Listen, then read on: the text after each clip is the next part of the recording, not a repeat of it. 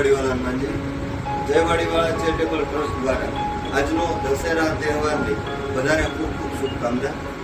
આજે આ બધી જ ફાફડી અને જલેબી એ આપણે 200-250 પેકેટ બનાવ્યા છે, બીજા ગાડીમાં છે.